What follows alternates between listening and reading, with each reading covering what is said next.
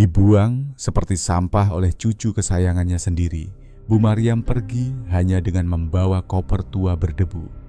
Namun Raka sama sekali tidak tahu bahwa di dalam koper itu tersimpan rahasia senilai miliaran rupiah yang akan membalikan nasib mereka selamanya.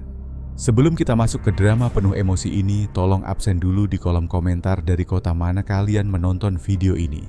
Hari itu dimulai seperti hari-hari biasa lainnya di sebuah desa pinggiran Gunung Kidul, Yogyakarta.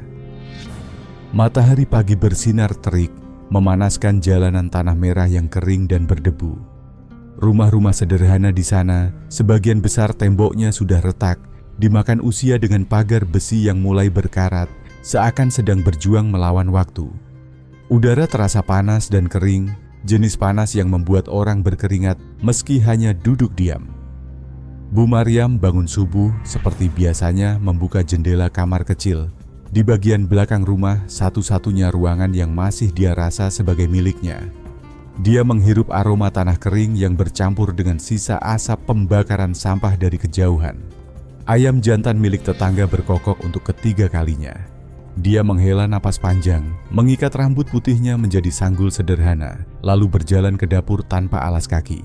Telapak kakinya yang kasar dan kapalan sudah hafal setiap retakan di lantai semen itu. Dia menyeduh kopi tubruk hitam yang pekat sambil mendengarkan suara televisi yang sudah menyala di ruang tengah. Raka cucunya pasti masih tiduran di sofa. Anak muda itu selalu bangun siang, selalu mengeluh tentang segala hal, dan hidupnya tak pernah lepas dari layar ponsel. Bu Maryam tidak pernah benar-benar mengerti apa yang dilakukan cucunya seharian dengan benda itu, tapi dia juga tidak pernah bertanya karena percuma saja. Dalam beberapa bulan terakhir, Raka hampir tidak pernah menatap matanya. Setiap kali Raka melihatnya, tatapannya penuh dengan rasa jijik, seolah Bu Maryam adalah beban hidup atau penghalang yang memalukan yang ingin dia lupakan. Bu Maryam tahu itu. Dia merasakannya dalam keheningan yang menyakitkan, dalam jawaban-jawaban ketus, dan dalam cara Raka membuang muka setiap kali dia masuk ke ruangan. "Selamat pagi," Raka ucap Bu Maryam pelan, sambil meletakkan secangkir kopi panas di meja tamu. Raka yang sedang berbaring di sofa dengan celana pendek dan kaos kusut, bahkan tidak repot-repot mengangkat kepalanya dari ponsel. "Taruh saja di situ," gumamnya kasar. Bu Maryam berdiri mematung selama beberapa detik, berharap ada sedikit sopan santun. Mungkin ucapan terima kasih atau sekadar tatapan mata. Namun tidak ada apa-apa. Dia kembali ke dapur menelan rasa perih di tenggorokan yang sudah menjadi makanan sehari-hari. Bagaimana mungkin bayi mungil yang dulu dia timang dia suapi, dan dia besarkan seorang diri setelah ibunya meninggal saat melahirkan bisa memperlakukannya sekejam ini. Bu Maryam duduk di kursi kayu tua dekat kompor menyeruput kopinya dalam diam. Dia melihat keluar jendela dapur dan melihat Pak Wardi tetangga sebelah sedang menyapu halaman.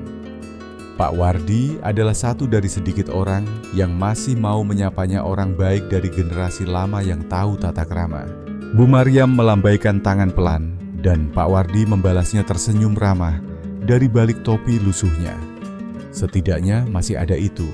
Setidaknya masih ada orang yang menganggapnya manusia. Masalah utamanya bukan hanya Raka, tapi Siska.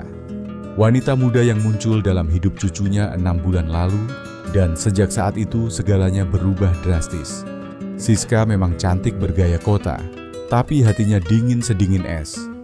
Dia mengaku bekerja di kantor, tapi Bu Maryam tidak pernah melihatnya benar-benar bekerja. Yang Bu Maryam lihat hanyalah Siska yang terus meracuni pikiran Raka, menjelek-jelekan rumah warisan ini, menghina desa mereka, dan merendahkan hidup sederhana yang mereka jalani. "Kamu pantas dapat yang lebih baik, sayang kita harus keluar dari lubang tikus ini, rumah ini cuman beban kamu, tidak boleh terikat masa lalu." Kalimat-kalimat itu sering bergema di dinding rumah, dan Bu Maryam mendengar semuanya dari balik pintu kamarnya yang tipis. Siska berbicara seolah Bu Maryam tidak ada atau lebih parah lagi, seolah dia hanyalah perabot rusak yang harus segera dibuang ke tempat sampah. Dan Raka cucu kesayangannya itu percaya begitu saja. Atau mungkin pura-pura percaya karena itu lebih mudah. Dia malu. Malu punya nenek yang memakai daster lusuh, yang memakai sandal jepit putus, disambung peniti, dan tidak mengerti teknologi. Rasa malu itu dipupuk subur oleh Siska, yang terus mencolek luka itu, sampai Raka akhirnya setuju. Puncaknya terjadi pada hari itu. Diskusi mereka terdengar makin tegang. Bu Maryam mendengar potongan kalimat yang mengerikan. Dia cuma menghambat kita. Raka rumah ini atas namanya, tapi kamu kan cucunya, kamu punya hak. Kita harus selesaikan ini secepatnya. Selesaikan apa? Bu Maryam tidak paham detailnya, tapi nalurinya sebagai orang tua merasakan bahaya seperti mendung tebal sebelum badai besar menghantam. Ada rencana jahat yang sedang disusun, dia tahu itu. Tapi apa daya seorang janda tua berusia 71 tahun ini? Suaminya Pak Utomo sudah meninggal hampir 10 tahun lalu. Sejak itu Bu Maryam hidup dari uang pensiunan yang sangat kecil. Dia tidak pernah minta apa-apa, tidak pernah menyusahkan, hanya ingin menghabiskan sisa umurnya dengan tenang. Dia menyimpan kenangannya, rahasianya, dan lukanya sendiri. Sore itu tanda-tanda bencana mulai terlihat jelas. Raka dan Siska pergi keluar sebentar, lalu kembali 2 jam kemudian dengan wajah yang berbeda. Ada tekad yang keras di mata mereka. Bu Maryam sedang mengupas ubi di dapur untuk makan malam ketika dia mendengar langkah kaki mereka. Mereka tidak menyapanya, melainkan langsung masuk ke kamar Raka dan membanting pintu. Bu Maryam meletakkan pisau dapur, mengelap tangannya yang gemetar ke kain lap, dan berdiri mematung mendengarkan. Dia tidak bisa mendengar kata-katanya, tapi nadanya adalah nada orang yang sedang menyusun strategi perang. Setengah jam kemudian Raka muncul di dapur.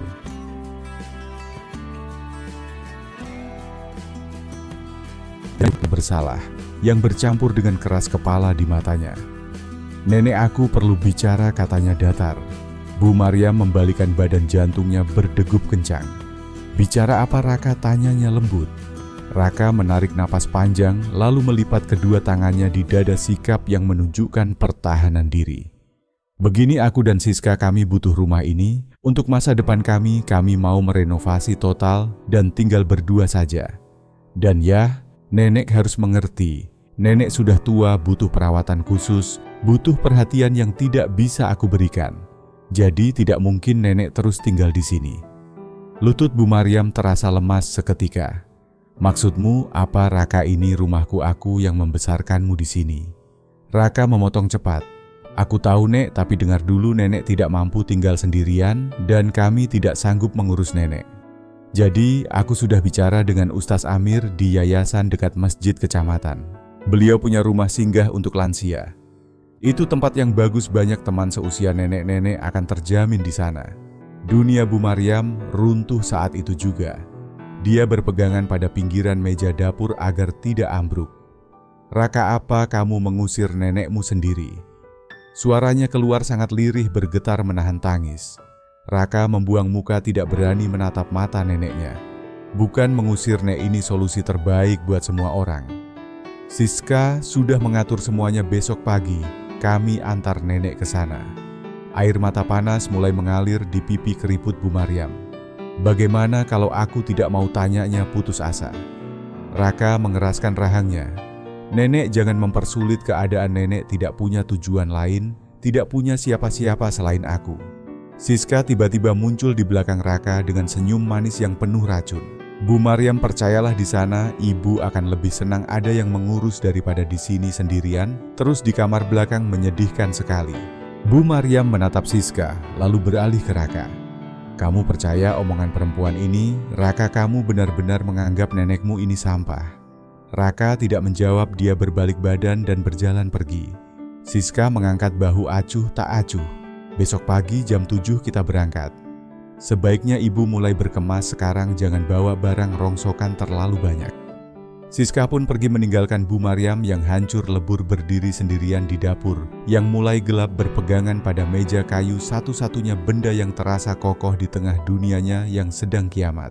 Malam itu Bu Maryam menangis tanpa suara, membenamkan wajahnya ke bantal kapuk yang sudah kempes agar isak tangisnya tidak terdengar sampai ke ruang tengah. Bagaimana mungkin hal ini terjadi? Bagaimana seorang cucu darah dagingnya sendiri, anak laki-laki yang dia cintai, melebihi nyawanya tega melakukan perbuatan sekeji itu. Dia bertanya pada dinding kamar yang bisu di mana letak kesalahannya dosa. Apa yang telah dia perbuat hingga pantas menerima perlakuan seperti sampah yang dibuang? Namun tidak ada jawaban, hanya rasa sakit yang menusuk dada dan perasaan tidak berharga yang menghancurkan jiwanya. Pagi harinya sebelum matahari benar-benar terbit, Raka sudah menggedor pintu kamar neneknya. "Ayo Nek, cepat berkemas, kita berangkat sekarang." Bu Maryam sebenarnya sudah bangun sejak lama, dia nyaris tidak tidur semalaman. Dengan tangan gemetar, dia mengambil koper tua berdebu dari atas lemari. Pakaian memasukkan beberapa lembar baju daster, foto pernikahan hitam putih dalam bingkai kayu, sebuah tasbih, pemberian almarhum ibunya puluhan tahun lalu, dan sebuah kotak kayu kecil yang selama ini dia sembunyikan di dasar laci. Tidak ada seorang pun yang tahu isi kotak itu, tidak Raka, tidak juga tetangga manapun. Bu Maryam mengunci kotak itu, menyelipkannya di antara tumpukan baju, lalu menutup resleting koper dengan hati-hati. Ketika dia keluar kamar, Raka dan Siska sudah menunggu di ruang tamu dengan wajah tidak sabar. "Lama sekali sih, ayo jalan Pak Ustadz sudah menunggu." Suara Raka terdengar keras dan kasar. Bu Maryam memandang sekeliling ruangan, menatap rumah tempat dia menghabiskan seluruh hidupnya. Rumah yang dia dan Pak Utomo beli dengan keringat dan air mata. Rumah tempat dia membesarkan anak, lalu membesarkan cucu. Semua kenangan itu akan dia tinggalkan hari ini dirampas paksa oleh keserakahan. "Raka, tolong pikirkan lagi nak." Bu Maryam mencoba memohon untuk terakhir kalinya. Tapi Raka sudah membuka pintu depan lebar-lebar. "Sudah Nek, jangan drama, ayo keluar." Siska lantas menyambar koper dari tangan keriput Bu Maryam dengan kasar, nyaris menyeretnya. Akhirnya mereka berjalan menuju mobil LCGC kreditan milik Raka yang terparkir di halaman. Pak Wardi yang sedang menyiram tanaman menghentikan kegiatannya dan menatap curiga. Bu Maryam mau kemana pagi-pagi begini bawa koper? Bu Maryam ingin menjawab, ingin berteriak minta tolong, tapi tenggorokannya tercekat rasa malu dan sedih. Raka yang menjawab dengan cepat dan gugup, "Nenek mau menginap di tempat kerabat sebentar, Pak Wardi cuma liburan." Pak Wardi mengerutkan kening tidak percaya, tapi sebelum dia sempat bertanya lagi, Bu Maryam sudah didorong masuk ke kursi belakang mobil. Pintu ditutup keras, mesin menderu, dan mobil itu pun melaju meninggalkan debu merah yang beterbangan. Perjalanan menuju yayasan terasa sangat singkat, namun bagi Bu Maryam rasanya seperti perjalanan menuju tiang gantungan. Dia menatap keluar jendela, melihat jalanan desa, melihat warung-warung kecil yang dia kenal. Semuanya perlahan menjauh, semuanya tertinggal di belakang. Siska duduk di kursi depan sambil sibuk dengan ponselnya, sesekali terkikik membaca pesan. Sama sekali tidak peduli pada wanita tua yang hancur hatinya di kursi belakang. Raka menyetir dalam diam, matanya terpaku ke jalan, tidak berani melirik ke kaca spion tengah. Sesampainya di kompleks masjid, Yayasan Ustaz Amir sudah berdiri di gerbang menyambut mereka. Beliau adalah pria paruh baya yang tenang mengenakan baju koko putih bersih dan peci hitam. Raka turun dari mobil dengan tergesa-gesa. "Assalamualaikum Pak Ustaz, ini nenek saya. Seperti yang kita bicarakan di telepon kemarin." Ustaz Amir memandang Bu Maryam yang masih duduk di dalam mobil, dan tatapan matanya berubah penuh rasa iba dan keprihatinan. Beliau mendekat, membukakan pintu mobil dengan lembut, lalu mengulurkan tangan. "Waalaikumsalam, mari Bu Maryam, silakan turun, Ibu aman di sini." Bu Maryam turun perlahan, kakinya terasa sangat berat. Raka menurunkan koper dari bagasi, meletakkannya begitu saja di dekat kaki Ustaz. "Sudah ya Pak Ustaz, nenek saya serahkan, tolong dijaga, kalau ada apa-apa hubungi saya saja." Ustaz Amir menatap tajam ke arah pemuda itu. "Nak Raka, kamu tidak mau masuk dulu sebentar menemani nenekmu adaptasi?" "Tidak bisa Pak, saya buru-buru banyak urusan, nanti saja saya mampir lagi kapan-kapan." Itu adalah kebohongan yang nyata, dan Bu Maryam tahu itu. Tanpa menatap wajah neneknya, Raka langsung masuk kembali ke mobil. Siska melambaikan tangan dari dalam kaca dengan senyum palsu yang menyakitkan. Lalu mobil itu tancap gas meninggalkan pelataran masjid dengan cepat. Bu Maryam berdiri mematung, tangannya mencengkeram pegangan koper tua itu, erat-erat menatap mobil cucunya yang menghilang di tikungan jalan. Dia pergi, cucunya benar-benar pergi, membuangnya seperti barang bekas yang sudah tidak berguna. Ustaz Amir menepuk bahu Bu Maryam dengan pelan. "Mari Bu, kita masuk ke dalam, jangan berdiri di panas matahari." Bu Maryam menurut melangkah masuk ke area yayasan. Tapi dia merasa separuh nyawanya telah mati di jalanan berdebu tadi. Mati karena pengkhianatan yang begitu dingin. Kamar yang disediakan untuknya berada di bangunan belakang masjid, sebuah lorong panjang dengan beberapa pintu kamar sederhana. Aroma pembersih lantai yang menyengat tercium di udara. Dindingnya bercat putih kusam, lantainya ubin biasa. Di teras ada beberapa lansia lain yang sedang duduk melamun, mereka menatap kedatangan Bu Maryam dengan tatapan kosong. Ustaz Amir membukakan pintu salah satu kamar di ujung lorong. Ini kamar ibu, sederhana saja, ada tempat tidur, lemari kecil, dan kipas angin. Jendela ini menghadap ke kebun belakang. Bu Maryam masuk, meletakkan kopernya di lantai, lalu duduk di tepi ranjang yang berseprai tipis.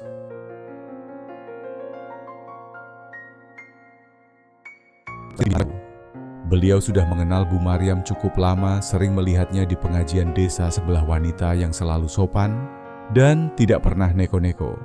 Melihatnya dibuang seperti ini, hati sang ustaz mendidih menahan amarah.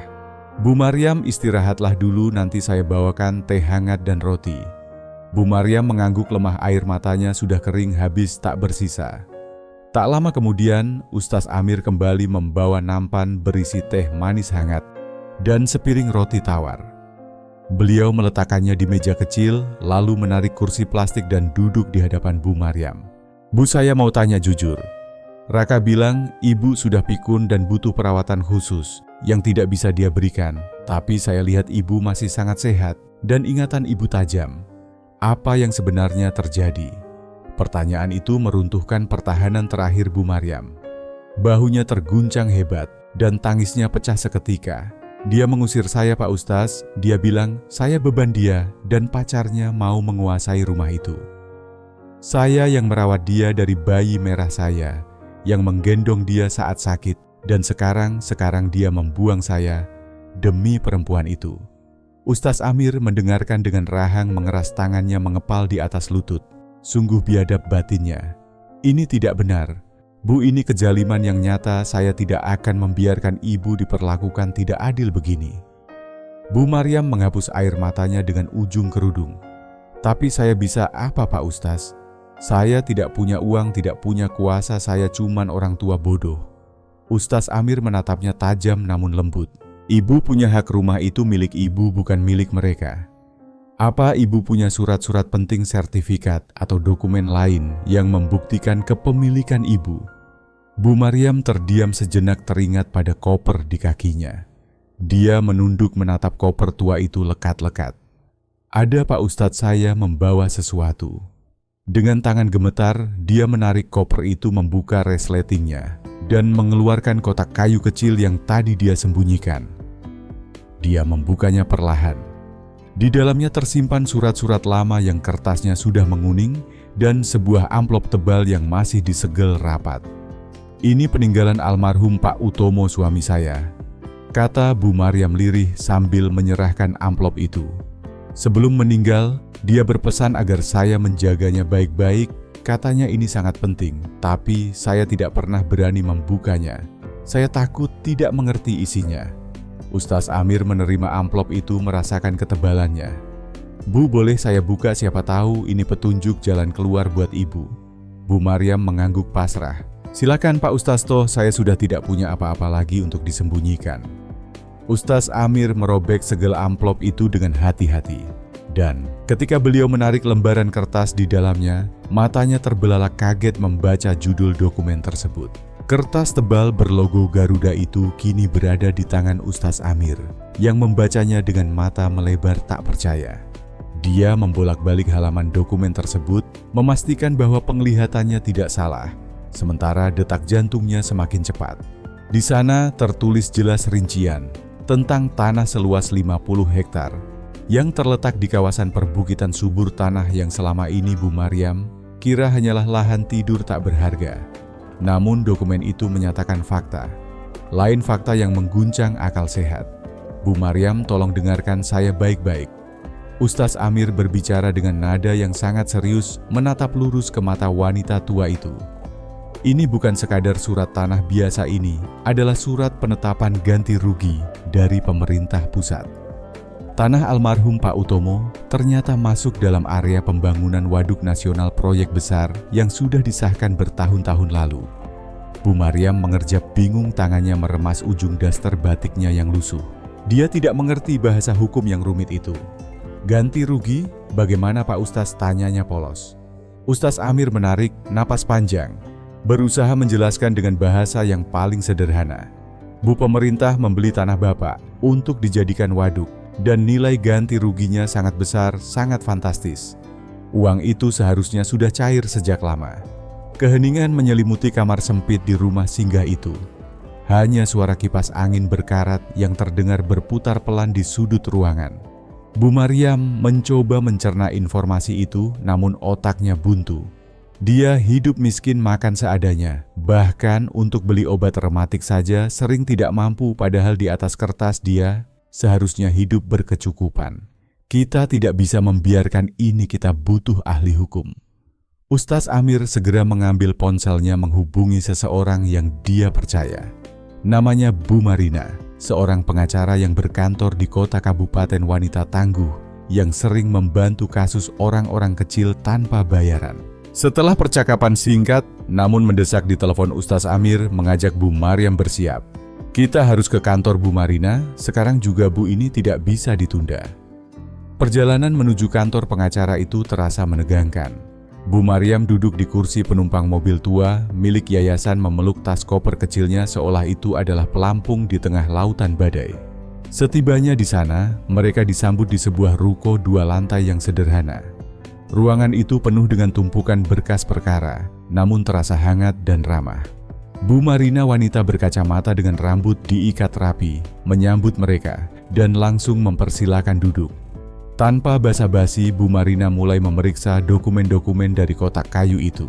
Dia membaca dengan teliti, sesekali mengangguk, sesekali mengernyitkan dahi.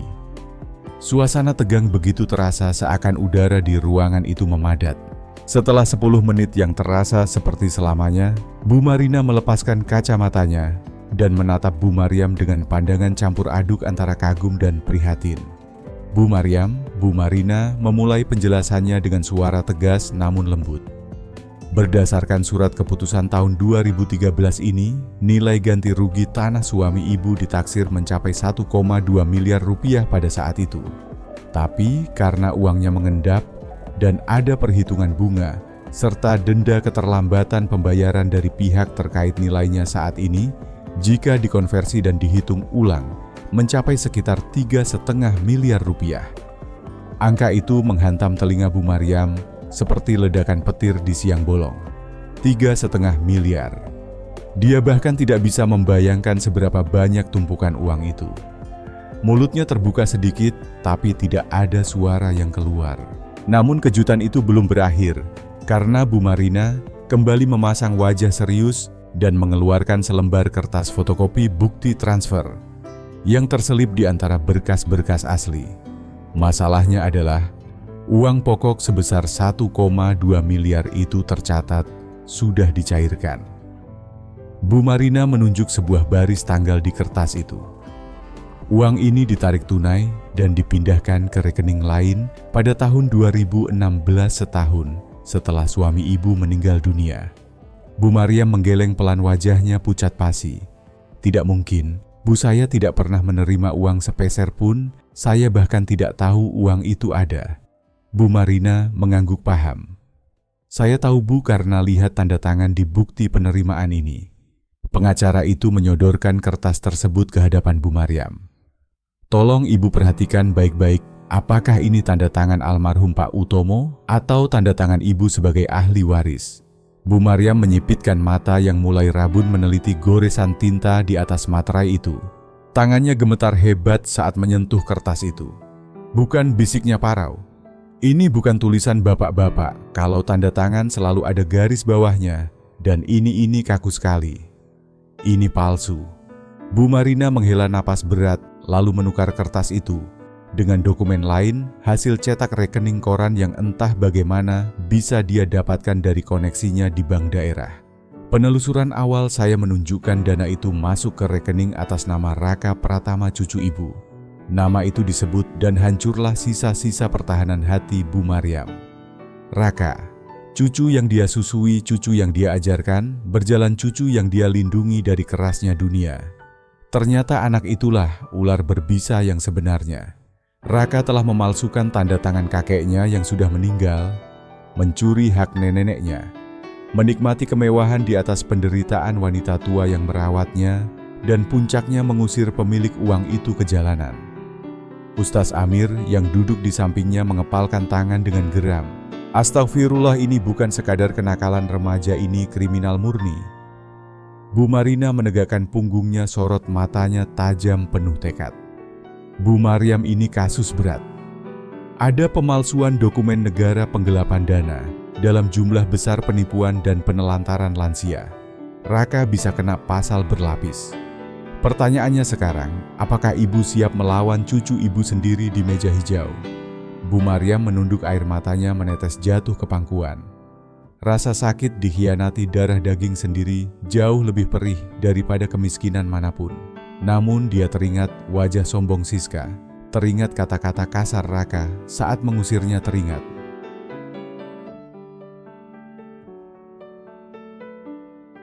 Sakit itu perlahan berubah menjadi sesuatu yang lain, menjadi harga diri yang terluka dan menuntut keadilan.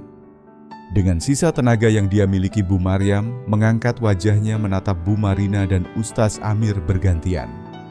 Dia menghapus air matanya dengan kasar. Saya siap Bu, bukan karena uangnya, tapi karena dia harus belajar bahwa dia tidak bisa menginjak-injak orang tua sesuka hatinya. Lakukan apa yang harus dilakukan. Bu Marina tersenyum tipis, sebuah senyum kemenangan bagi keadilan. Bagus Bu, kita akan buat perhitungan. Hari ini juga saya akan urus surat kuasanya, kita akan blokir semua aset yang dia miliki, dan kita akan seret dia ke pengadilan. Perang baru saja dimulai dan kali ini Bu Maryam tidak akan berjuang sendirian. Dia memiliki prajurit-prajurit keadilan di sisinya yang siap menghancurkan keserakahan Raka hingga ke akar-akarnya. Sementara Bu Marina sibuk menyusun strategi perang di kantornya, suasana di rumah tua peninggalan Pak Utomo tampak tenang di permukaan, namun menyimpan bom waktu yang siap meledak. Raka dan Siska kini merasa seperti raja dan ratu kecil di istana curian mereka. Siska menghabiskan hari-harinya dengan mengukur dinding, merencanakan renovasi besar-besaran, dan membuang barang-barang lama milik Bu Maryam ke bak sampah di halaman belakang.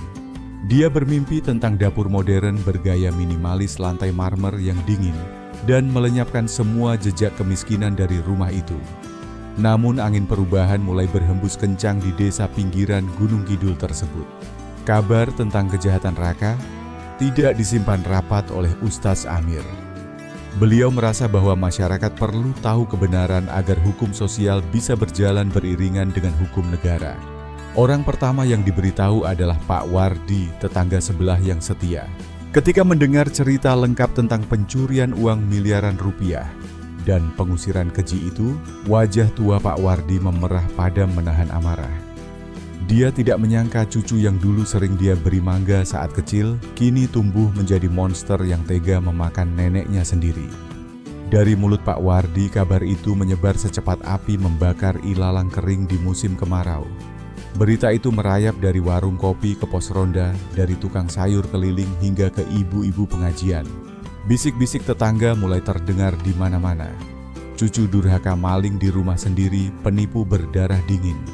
Raka mulai merasakan perubahan atmosfer itu.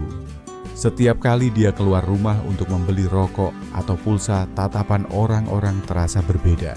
Tidak ada lagi senyum ramah, tidak ada lagi sapaan basa-basi. Yang ada hanyalah tatapan sinis ludah yang dibuang ke tanah saat dia lewat dan punggung yang berbalik menjauh. Awalnya Raka mencoba mengabaikannya, menganggap orang-orang desa itu hanya iri pada mobil barunya atau gaya hidupnya yang perlente. Dia berkata pada Siska bahwa mereka hanyalah orang-orang kampung yang tidak punya kerjaan selain menggunjing. Tapi Siska dengan instingnya yang tajam mulai merasa tidak nyaman. Dia merasa diawasi, merasa dihakimi, dan ketenangan palsu mereka pun mulai retak. Ledakan yang sesungguhnya terjadi pada Kamis siang yang terik. Sebuah mobil dinas berplat merah berhenti tepat di depan pagar rumah, yang catnya mulai mengelupas. Dua orang pria berseragam rapi dengan map tebal di tangan turun dari mobil dengan wajah kaku dan resmi. Raka yang sedang duduk santai di teras sambil main game di ponselnya langsung berdiri dengan kening berkerut. Dia pikir mungkin itu petugas sensus atau petugas pajak yang nyasar. Salah satu pria itu bertanya dengan suara lantang, apakah benar dia sedang berbicara dengan saudara Raka Pratama? Raka mengangguk ragu mengiyakan identitasnya dengan nada malas. Tanpa banyak bicara, pria itu menyerahkan sebuah amplop coklat besar berlogo Pengadilan Negeri dan memintanya menandatangani tanda terima. Jantung Raka berdetak tidak beraturan, ada firasat buruk yang tiba-tiba mencekik lehernya. Setelah petugas itu pergi, Raka membuka amplop itu dengan tangan yang mulai basah oleh keringat dingin. Matanya menyusuri baris demi baris kalimat hukum yang rumit. Namun inti pesannya sangat jelas dan mengerikan. Itu adalah surat panggilan sidang sekaligus pemberitahuan gugatan perdata dan pidana. Nama penggugat tertulis jelas dengan huruf tebal, Ibu Maryam binti Suryo. Raka terduduk lemas di kursi rotan kakinya seolah kehilangan tulang. Di sana tertulis tuduhan yang sangat berat. Pemalsuan dokumen otentik penggelapan dana ganti rugi lahan senilai 3,5 miliar rupiah penipuan terencana dan perbuatan melawan hukum yang menyebabkan kerugian material serta imaterial. Tidak hanya itu, ada lampiran penetapan sita jaminan, yang artinya semua aset yang dia miliki termasuk rekening bank dan mobil kreditan itu kini berada di bawah pengawasan pengadilan dan tidak bisa dipindah tangankan. Siska yang mendengar suara mobil tadi keluar dari dalam rumah dengan wajah penasaran. Dia melihat kekasihnya pucat pasi seperti mayat hidup. Dia menyambar kertas itu dari tangan Raka dan mulai membaca dengan cepat. Sebagai wanita yang mengaku mengerti hukum, meskipun tidak pernah mempraktikkannya dengan benar, Siska langsung paham betapa gawatnya situasi ini. Wajah cantiknya berubah menjadi topeng ketakutan. Dia berteriak histeris melempar kertas itu ke wajah Raka.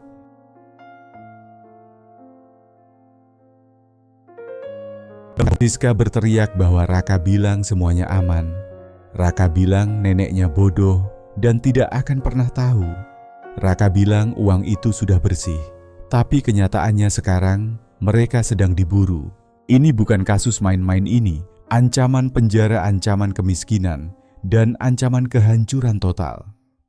Raka mencoba membela diri, suaranya gagap dan panik.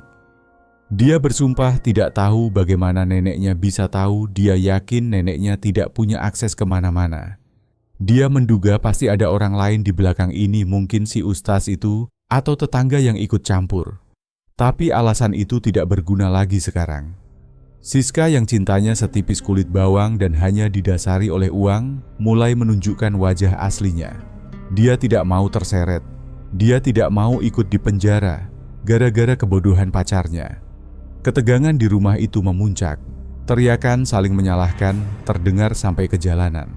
Para tetangga yang kebetulan lewat memperlambat langkah mereka, tersenyum puas mendengar keributan itu. Doa orang teraniaya mulai bekerja, pikir mereka. Di dalam rumah, Raka mencoba menelepon teman-temannya yang dia traktir selama ini, mencoba mencari bantuan atau pinjaman pengacara, tapi satu persatu nomor itu tidak aktif atau menolak panggilannya begitu tahu dia sedang bermasalah. Raka sendirian terpojok di sudut ring tinju kehidupan. Dia menyadari satu hal yang mengerikan, bahwa uang 3,5 miliar itu sebagian besar sudah hangus. Uang itu dia pakai untuk gaya hidup mewah, membeli barang-barang bermerek, liburan, judi online, dan memanjakan Siska. Sisa di rekeningnya tidak akan cukup untuk mengembalikan kerugian negara, apalagi membayar denda. Bayangan jeruji besi mulai menari-nari di pelupuk matanya. Dia ingat wajah neneknya saat diusir kemarin, wajah sedih. Namun pasrah itu kini berubah menjadi mimpi buruk yang menghantuinya. Raka baru sadar dia telah membangunkan macan tidur. Dia pikir Bu Maryam hanyalah wanita tua lemah yang bisa ditendang sesuka hati. Tapi dia lupa bahwa wanita tua itu punya doa yang didengar langit, dan kini langit sedang mengirimkan badai untuk menghukumnya.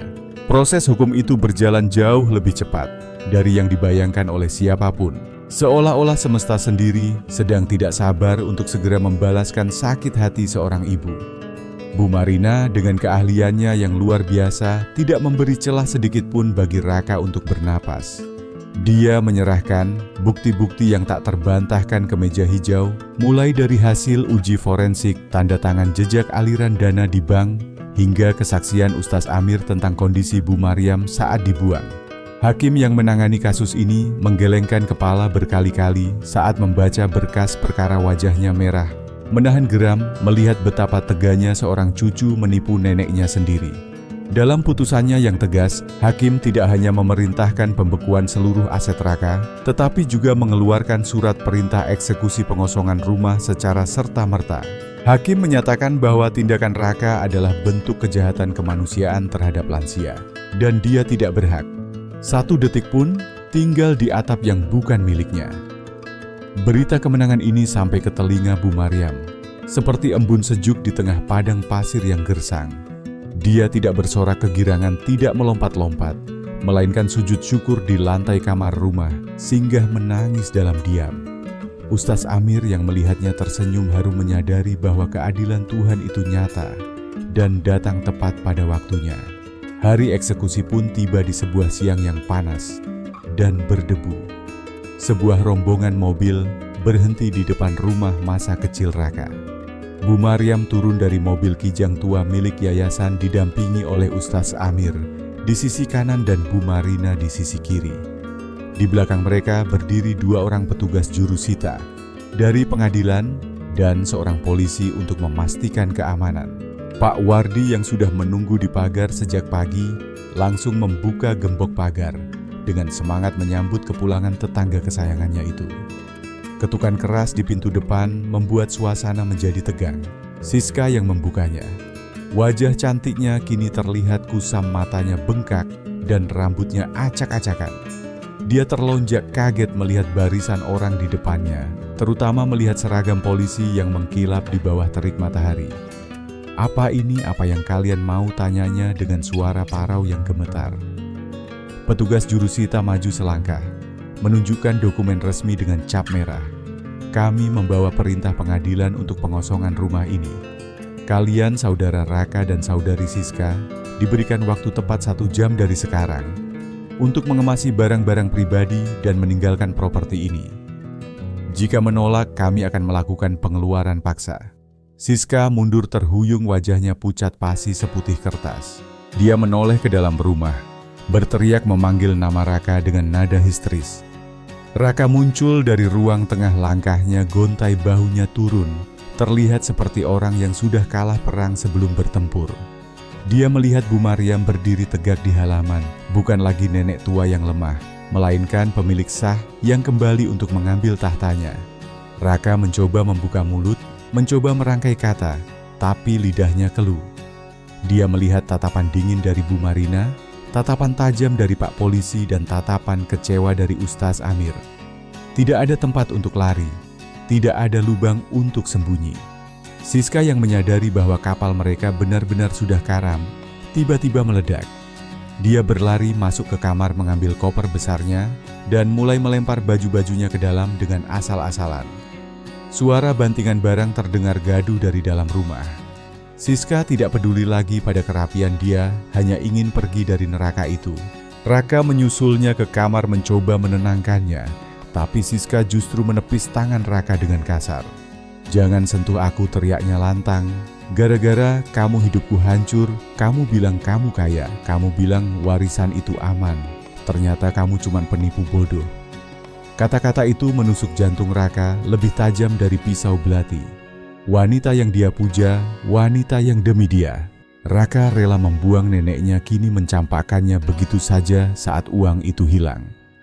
Siska menyeret kopernya keluar rumah, melewati Bu Maryam tanpa menoleh sedikit pun, lalu berjalan cepat menuju jalan raya untuk mencari ojek, meninggalkan Raka sendirian di tengah reruntuhan hidupnya. 1 jam kemudian, Raka keluar dari pintu depan. Dia hanya membawa 1 tas ransel berisi beberapa potong pakaian. Karena semua barang mewah yang dia beli, televisi besar, kulkas, 2 pintu sofa kulit, semuanya disita oleh pengadilan sebagai jaminan ganti rugi. Raka berdiri di teras menatap Bu Maryam yang masih diam mematung. Nek suaranya pecah lirih sekali. Aku minta maaf. Bu Maryam menatap cucunya darah dagingnya yang kini terlihat begitu menyedihkan. Ada rasa sakit yang meremas dadanya, keinginan naluriah seorang nenek untuk memeluk cucunya. Tapi dia menahannya kuat-kuat. Dia ingat malam dia diusir. Dia ingat dinginnya lantai rumah singgah. Dia ingat pengkhianatan itu. Bu Maryam mengangkat tangannya memberi isyarat agar Raka berhenti bicara. Jangan, Raka, simpan maafmu. Kamu mencuri dariku, kamu menghinaku, kamu membuangku. Sekarang pergilah, jalani hukumanmu dan belajar jadi manusia. Raka menunduk dalam-dalam, air mata menetes ke lantai teras yang berdebu.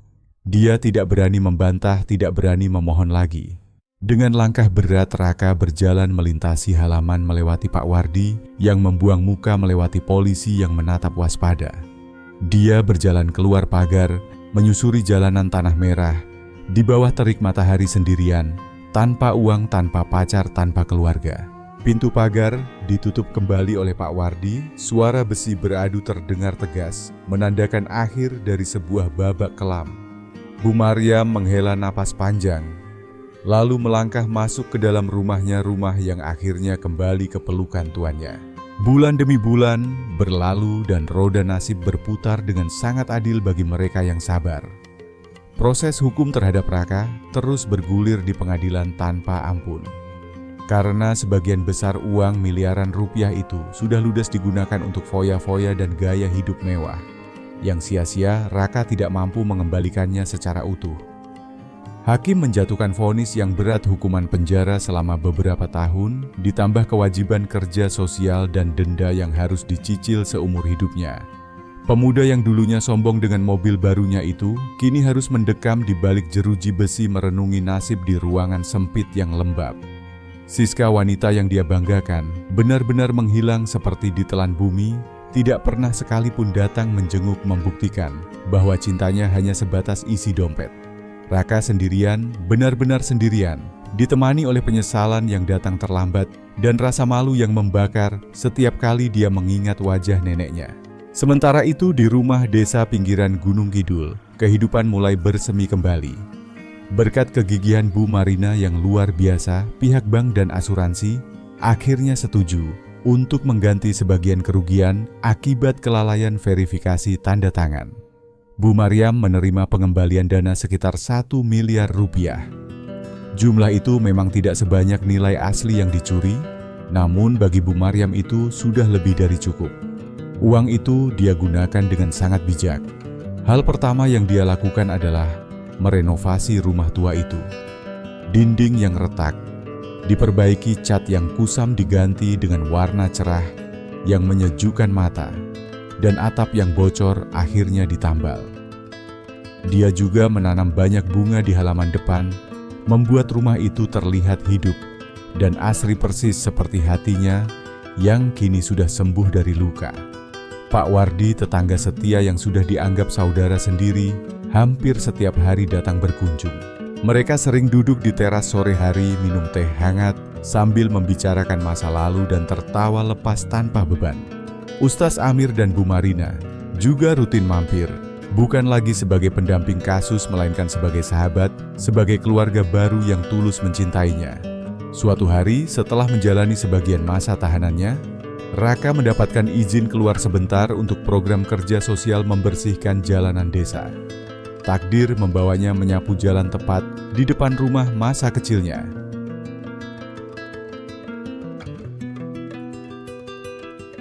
Ridi menatap ke arah teras rumah yang kini terlihat indah dan terawat. Di sana dia melihat pemandangan yang meremukkan hatinya. Bu Maryam sedang duduk santai bersama Pak Wardi, tertawa renyah, wajahnya bersinar penuh kedamaian. Tidak ada gurat kesedihan, tidak ada beban. Raka ingin sekali masuk, ingin bersimpuh di kaki neneknya memohon ampun sekali lagi. Namun langkah kakinya tertahan. Dia sadar ada tembok kaca yang tebal di antara mereka. Tembok yang dia bangun sendiri dengan batu bata pengkhianatan.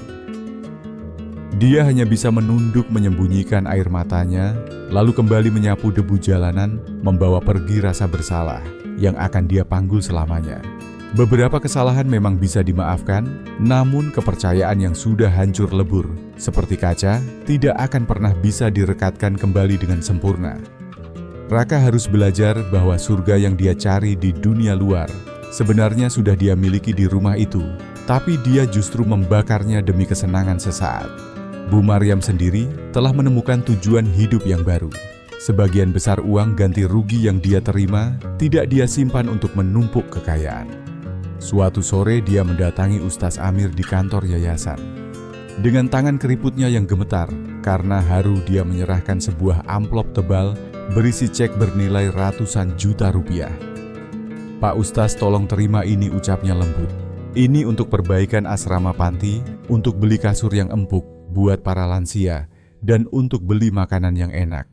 Saya tidak mau ada orang tua lain yang merasa terbuang seperti saya dulu." Ustaz Amir menatap amplop itu, lalu menatap wajah teduh Bu Maryam, matanya berkaca-kaca. "Bu, ini banyak sekali Ibu yakin?" "Sangat yakin Pak Ustadz," jawab Bu Maryam mantap. "Uang ini titipan Tuhan, dan saya paling bahagia kalau bisa berbagi. Lagi pula Bapak Bu Marina dan Pak Wardi, kalianlah yang menyelamatkan saya. Kalianlah keluarga saya yang sebenarnya." Hari itu di ruang kecil yayasan mereka berpelukan dalam tangis bahagia, sebuah bukti bahwa kebaikan akan selalu menemukan jalannya kembali. Kisah Bu Maryam mengajarkan kita satu hal yang sangat penting, bahwa keluarga bukanlah sekadar mereka yang memiliki darah yang sama dengan kita. Keluarga sejati adalah mereka yang tetap berdiri di samping kita saat dunia runtuh, mereka yang mengulurkan tangan saat kita jatuh, dan mereka yang melindungi martabat kita saat orang lain mencoba menginjaknya. Raka memang cucu kandungnya, namun Pak Wardi, Ustaz Amir, dan Bu Marina adalah keluarganya yang sesungguhnya. Bu Maryam kini menjalani sisa hidupnya dengan kepala tegak, dikelilingi oleh cinta yang tulus, dan kedamaian yang tidak bisa dibeli dengan uang berapa miliar pun.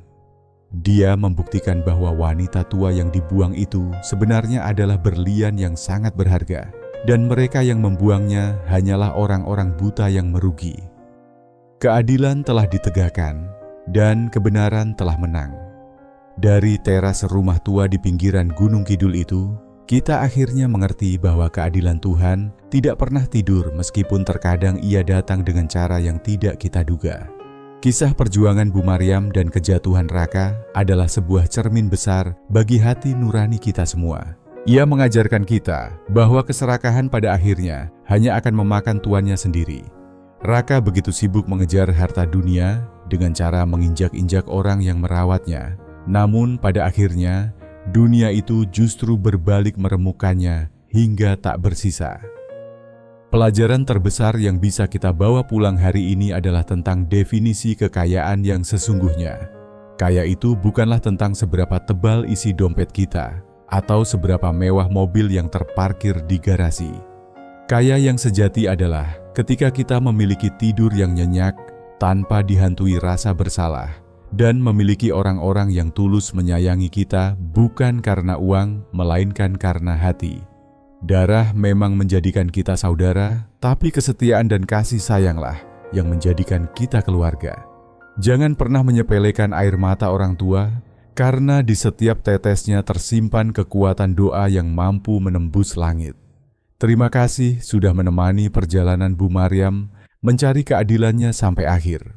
Saya berharap kisah sederhana ini bisa menjadi benih kebaikan yang tumbuh subur di hati kalian semua. Jika kalian merasa hangat setelah mendengar cerita ini dan ingin terus menjadi bagian dari perjalanan kami menemukan makna kehidupan, mari kita berteman lebih dekat. Silakan tekan tombol subscribe yang ada di layar kalian agar kita bisa berjumpa lagi di kisah-kisah inspiratif selanjutnya yang lebih menyentuh hati. Sampai jumpa. dan tetaplah menebar kebaikan dimanapun kalian berada.